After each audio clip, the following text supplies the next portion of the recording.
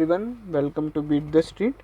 आज हम बात करने वाले हैं इंडिया की सबसे बड़ी अमाइन कंपनी जिसका नाम है बालाजी अमाइंस के बारे में बात करेंगे। उसका पूरा फंडामेंटल एनालिसिस करेंगे और साथ ही में हम आपको ये भी बताएंगे कि इसमें आपको क्या करना चाहिए, बाय करे, सेल करे, होल्ड करे या फिर short term long term target क्या हो सकते हैं। और वहीं पे हर बार के जैसे मैं शुरू के जो 5-6 मिनट लूँगा उसमें आपको एकदम समराइज वे में सब कुछ चीज़ें बता दूंगा, क्या क्या हो रही है और क्या क्या हो रही है। और उसी के अलावा अगर किसी को और डिटेल में जानना है तो वो बाकी पूरा वीडियो एंड तक देखें और उसके बाद मैं आपको बताऊंगा कि इसमें क्या हमारा यहाँ पे ओपिनियन है स्टॉक पे। चलिए, अगर अभी तक आपने हमें इंस्टाग्राम पे फॉलो नहीं किया है, प्लीज़ प्लीज़ प्लीज़ हमें इंस्टाग्राम पे फॉलो कीजिए, जहाँ हम यहाँ पे डालते रहते हैं तरह तरह के नए नए इन्फोग्राफिक्स। बीट द स्ट्रीट 10 है यहाँ पे हमारा इसका हैंडल का नाम, और आप प्लीज़ हमें फॉलो कीजिए। लिंक इन डिस्क्रिप्शन के थ्रू आप जहाँ पे जा सकते हैं। आप जितने ज़्यादा फॉलो करेंगे हम उतने ज़्यादा इन्फोग्राफिक्स डालेंगे। चलिए, बालाजी अमाइंस के रिजल्ट एक बहुत ही डिसेंट रिजल्ट्स रहे थे। 58% यहाँ पे अगर आप देखोगे रेवेन्यू बढ़ा है, 102% से यहाँ पे अगर आप देखोगे तो इबिटा बढ़ा है, और 144% से यहाँ पे अगर आप देखोगे नेट प्रॉफिट बढ़ा है। यहाँ पे एक सोचने वाली बात ये है कि जब यहाँ पे रेवेन्यू 58% से बढ़ता है और यहाँ पे इबिटा ज़्यादा से बढ़ता है तो आप समझिए कि इबिटा मार्जिन यहाँ पे बढ़ गए हैं। और वहीं पर अगर आप देखोगे तो नेट प्रॉफिट मार्जिन भी यहाँ पे बाकी इबिटा और रेवेन्यू से ज़्यादा है, तो मतलब नेट प्रॉफिट मार्जिन के अंदर भी यहाँ पे इंक्रीज देखने को मिला है। ओवरऑल रिजल्ट काफ़ी सेटिस्फैक्टरी रहते। ठीक है, तो ये सारी चीज़ें थी। उसी के अलावा अगर आप देखोगे तो ये एलिफैटिक अमाइंस के यहाँ पे लीडिंग मैन्युफैक्चरर, जिसके प्रोडक्ट और इसके बिजनेस के बारे में हम थोड़े बाद में बात करेंगे। आप देखो, अगर इनकी जो सेल्स वॉल्यूम है ये बेसिकली ये स्टैंड अलोन वॉल्यूम्स है। यहाँ पे 24,000 यहाँ पे मेट्रिक टन का काम किया, 12% की ग्रोथ है। ओवरऑल यहाँ पे अगर आप ईयर की ग्रोथ देखोगे तो 11% की ग्रोथ है। टोटल वॉल्यूम अगर आप इनकम देखते हो तो यहाँ पे 33% से इनकम बढ़ती है और इनकी यहाँ पे 58% से। इबिटा मार्जिन जैसे कि मैंने बोला था कि बहुत ही अच्छे रहेंगे, 30% इबिटा मार्जिन है। और ओवरऑल यहाँ पे जो मार्जिन है पूरे साल के अंदर 7% से बढ़े, जो कि बहुत ही अच्छी बात है। पैट मार्जिन लगभग डबल होते हुए दिखाई दिए यहाँ पे, और वहीं पे अगर आप देखोगे कैश पैट मार्जिन के अंदर भी यहाँ पे ग्रोथ देखी गई है। तो ये सारी चीज़ें थी। उसी के अलावा अगर आप देखोगे तो यहाँ पे इनके 3 बिजनेस होते हैं, जैसे कि अगर आप देखोगे अमाइंस, तो जिसके अंदर 4,500 मेट्रिक टन का वॉल्यूम है, और अमाइन डेरिवेटिव्स यहाँ पे 9,800 है, और स्पेशलिटी केमिकल 10,000 के अंदर होता है। तो ये सारी चीज़ें थी। और उसी के बाद अगर आप देखोगे तो यहाँ पे कंसोलिडेटेड परफॉर्मेंस में भी यहाँ पे अगर आप देखोगे तो ओवरऑल काफ़ी अच्छी रही है। जहाँ पे अगर आप देखोगे इबिटा के जो यहाँ पे फिगर्स है 28% मार्जिन है, और वहीं पे पैट जो रहा है FY21 के लिए 243 करोड़ रुपीज़ रहा है, जो पिछली बार केवल 100 करोड़ था। तो लगभग यहाँ पे 1.5 गुना इनका यहाँ पे प्रॉफिट बढ़ा है। वहीं पे अगर आप देखोगे कंपनी ने 4 रुपीज़ का फाइनल डिविडेंड यहाँ पे अनाउंस किया है। ओवरऑल यहाँ पे जो परफॉर्मेंस थी वो काफ़ी अच्छी थी।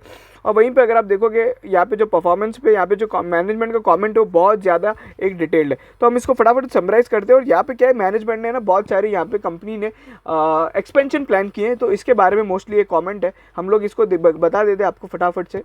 सबसे पहले तो यहाँ पे कंपनी ने बताया कि यहाँ पे जो रिजल्ट्स रहे हैं उनके पीछे क्या कारण रहा है। देखो, एक तो इम्प्रूव डिमांड और प्राइस बढ़ने के कारण, आप सभी को पता है केमिकल की प्राइस बढ़ गई थी, तो उसके कारण यहाँ पे ये रिजल्ट्स अच्छे रहे हैं। और वहीं पे जो ओवरऑल यहाँ पे जो अगर आप देखो कि वॉल्यूम ऑपरेशनली यहाँ पे कंपनी ने खराब परफॉर्म किया because of lower than optimal production, क्योंकि इसके पीछे मेन यहाँ पे रीज़न था कि इनबाउंड आउटबाउंड लॉजिस्टिक्स जो थे वो पैंडेमिक के कारण थोड़ी बहुत प्रॉब्लम आने लग गई थी, और ओवरऑल यहाँ पे जो lower supply of industrial oxygen है उसके कारण ये लोग अफेक्ट हो रहे थे।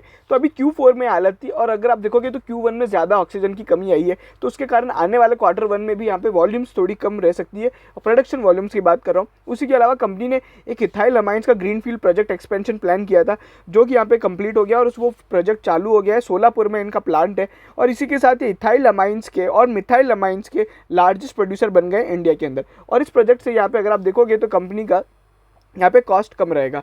उसी के अलावा अगर आप देखोगे कंपनी ने बोला है कि जो इथाइल अमाइंस है 10 to 15% से ग्रो करेगी। और वहीं पे अगर आप देखोगे इंडिया के अंदर यहाँ पे 9,000 टन की यहाँ पे शॉर्टफॉल होती है, जो कि इंपोर्ट से हो जाता है। और कंपनी ने बोला है कि यहाँ पे अब यहाँ पे जो ओवरऑल यहाँ पे सप्लाई गैप है ये 15,000 से यहाँ पे हो जाएगा, और यहाँ पे कंपनी अपने प्रोडक्शन कैपेसिटी के थ्रू इस अपॉर्चुनिटी को टैप करेगी और एक इम्पोर्ट सब्सटीट्यूशन का काम करेगी।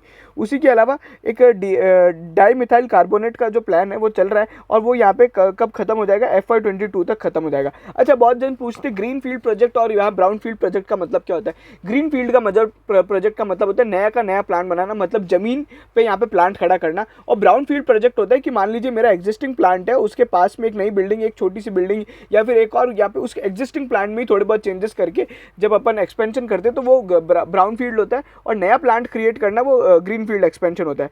उसी के अलावा कंपनी ने एक एसीट्रोनाइल का जो इनका प्लांट है वो यहाँ पे डिले हो चुका है बिकॉज ऑफ यहाँ पे मैन पावर अवेलेबल नहीं थी।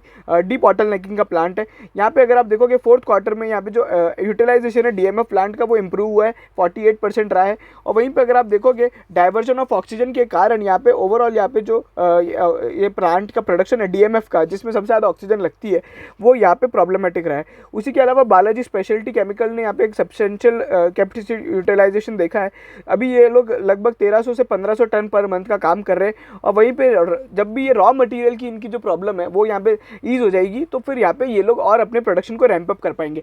तो ओवरऑल मेरे को क्या समझ में आ रहा है, कंपनी के पास है ना यहाँ पे डिमांड है, बट कंपनी के पास रॉ मटेरियल या फिर जो एग्जिस्टिंग कैपेसिटीज़ है वो इतनी नहीं है कि यहाँ पे इन सबको सर्व कर पाए। उसी के अलावा यहाँ पे कंपनी ने बोला ये नए नए प्रोडक्ट पे काम करेंगे और अपनी जो चाइना पे इंडिया की डिपेंडेबिलिटी है उसको कम करते जाएंगे और नए नए तरीके इस पे जो प्रोडक्ट्स है उस पे काम करते रहेंगे। तो ओवरऑल ये सारी चीज़ें थी और ये मैंने आपको बता दिया है।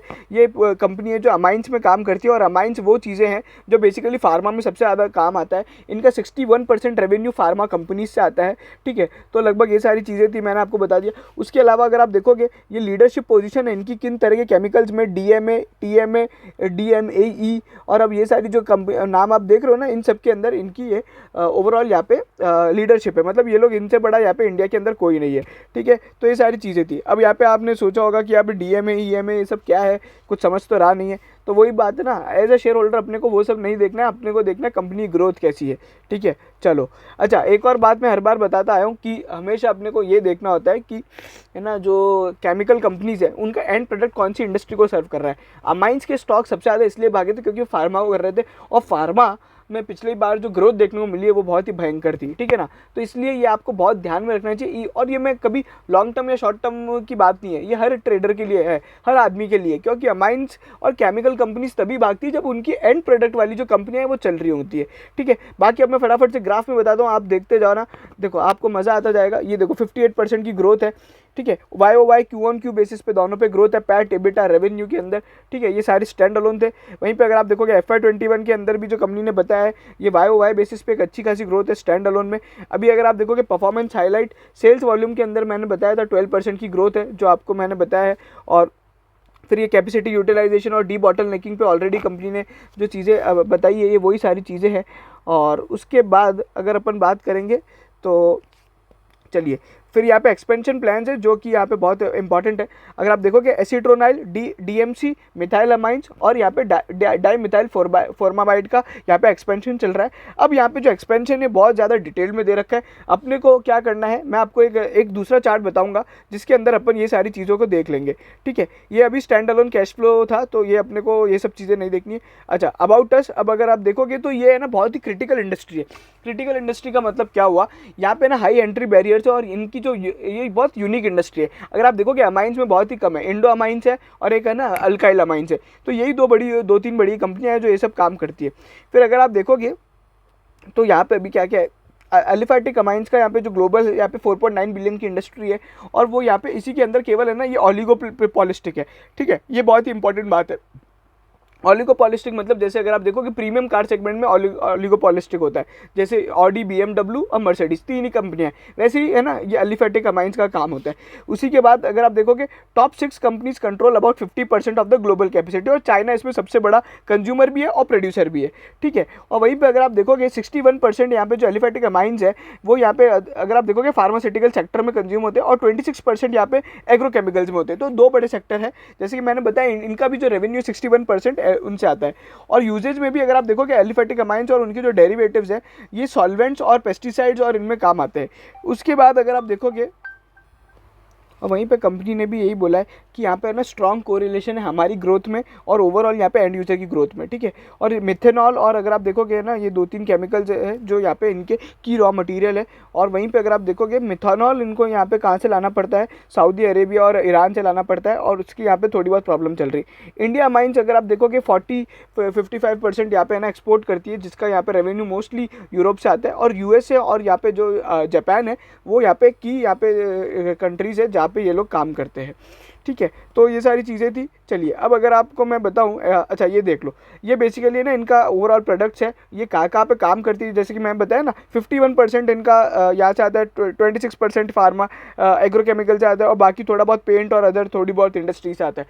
तो ये दो केमिकल की जो एग्रोकेमिकल्स और ये वाली कंपनियाँ हैं जिसमें फार्मा और एग्रो ने सबसे ज़्यादा काम किया है। अगर आप देखोगे फिर पेंट्स वाली इंडस्ट्री का भी एक अच्छा खासा बिजनेस रहा है, अगर आप लास्ट 2-3 क्वार्टर की बात करें, और वाटर ट्रीटमेंट में भी अच्छा खासा काम हुआ है। मोस्टली ये वाला जो दो कंपनियां हैं इनसे सबसे ज़्यादा काम होता है। और फिर वहीं पे अगर आप देखोगे जो एलिफेटिक अमाइंस के बारे में बताया कि ये लोग लार्जेस्ट प्रोड्यूसर है, और फिर वहीं पे इनके 25+ प्रोडक्ट्स है।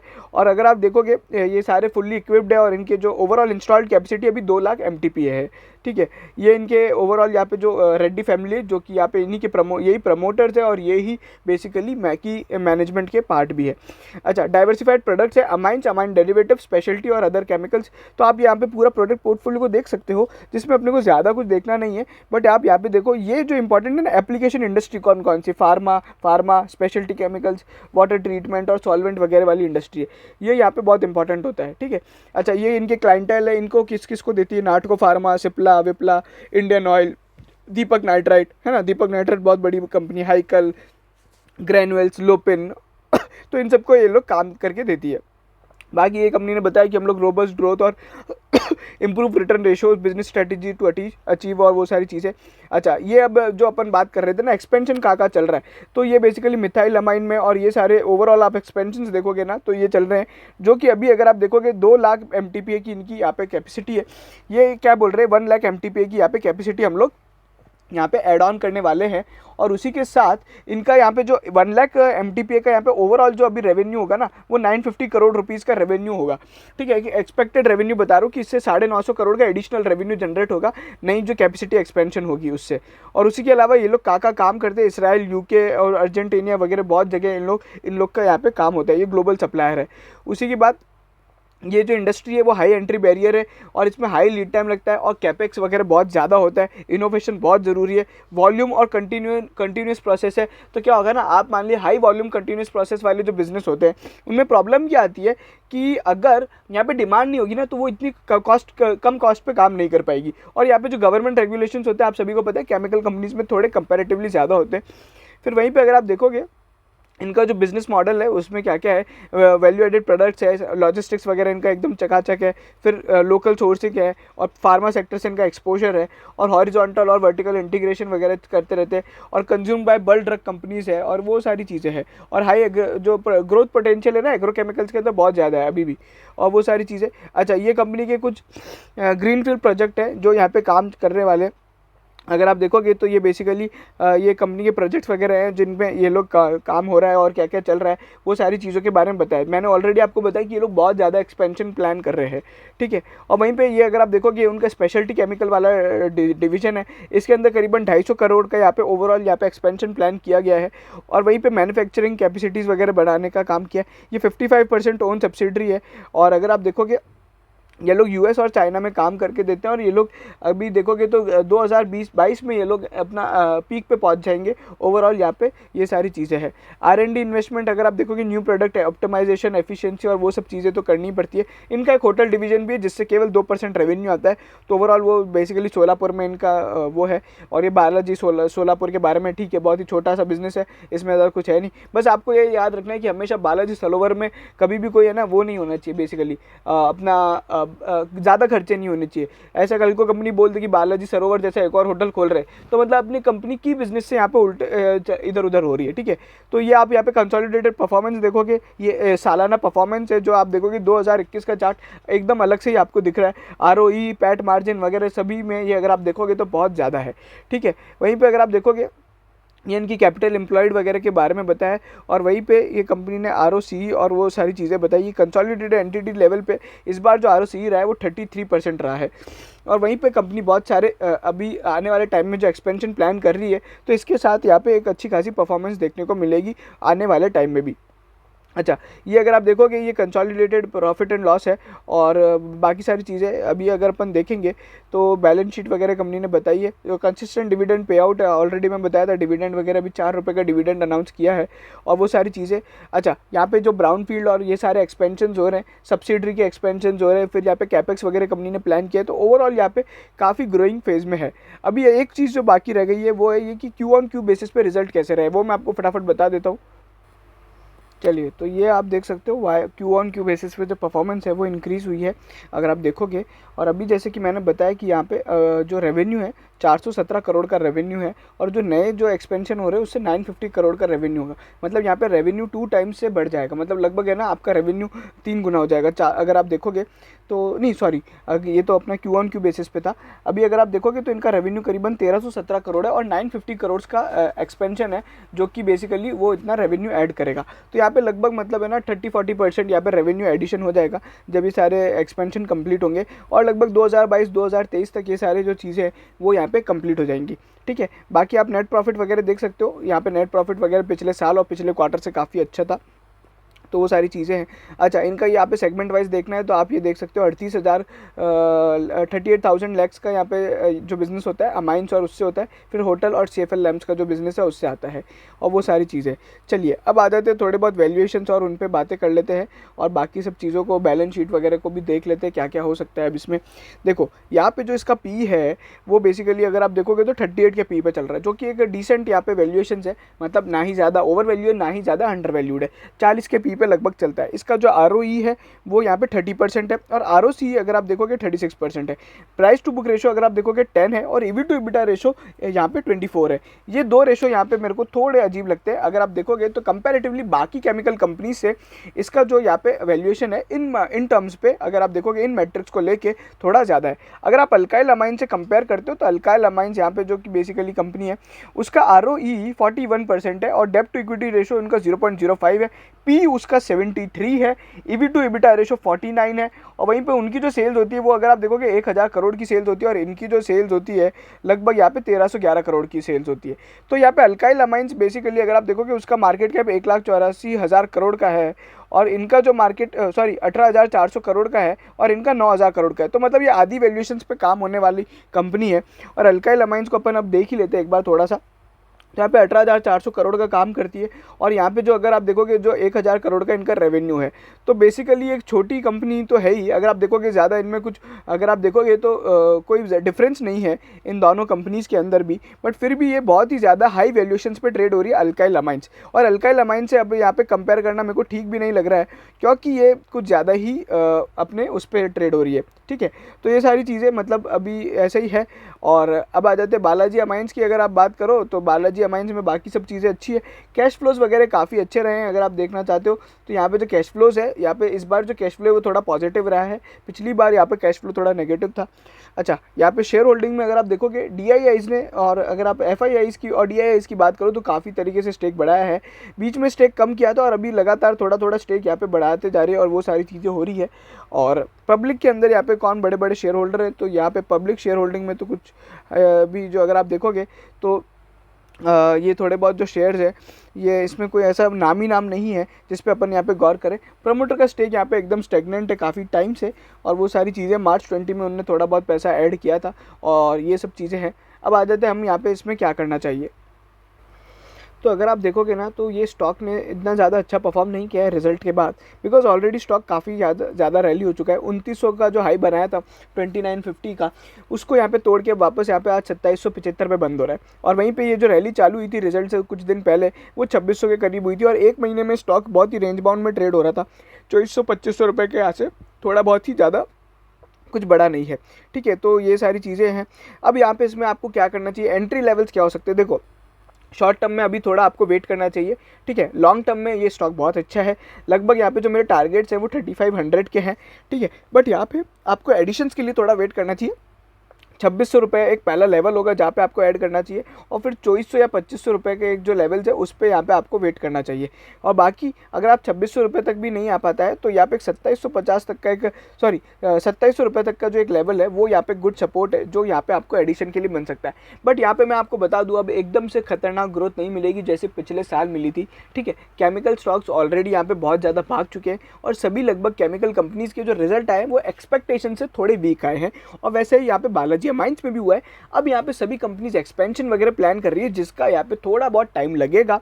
और उसके बाद भी यहाँ पे अगर आप देखोगे, यहाँ पे रॉ मटेरियल से रिगार्डिंग बहुत ज़्यादा प्रॉब्लम आ रही है, तो लॉकडाउन खुलना ही बहुत ज़्यादा इंपॉर्टेंट है इनके लिए, क्योंकि इनका काम ज़रूर एक्सपोर्ट होता है, बट अब जब यहाँ पे रॉ मटेरियल वगैरह चाहिए तो उनके कारण यहाँ पे सारे लॉजिस्टिक सपोर्ट होना और पूरी सप्लाई चेन का चलना बहुत ज़्यादा इंपॉर्टेंट है। तो ये सारी चीज़ें थी। बाकी अगर आप देखना चाहते हैं तो एक बहुत ही अच्छा केमिकल स्टॉक है, अल्काइल अमाइन से तो काफ़ी अच्छा है ही, अगर आपने देखा हो तो। ये सारी चीज़ें ओवरऑल, ये मेरा पूरा एनालिसिस था। आज हमने सारी चीज़ें जानी है बालाजी अमाइंस के बारे में, और इसी तरह के स्टॉक टिप्स और स्टॉक एनालिसिस के लिए चैनल को सब्सक्राइब करें, बेल आइकन ज़रूर दबाएं, और सभी तरह की वीडियोस देखने के लिए यहाँ पे हमें सब्सक्राइब करें, और टेलीग्राम पे ज्वाइन करें, ट्विटर पे फॉलो करें, और इंस्टाग्राम पे भी हमें प्लीज़ इंस्टाग्राम पे ज़रूर फॉलो कीजिएगा, ताकि हम और तरह तरह के इन्फोग्राफिक्स डाल सकें।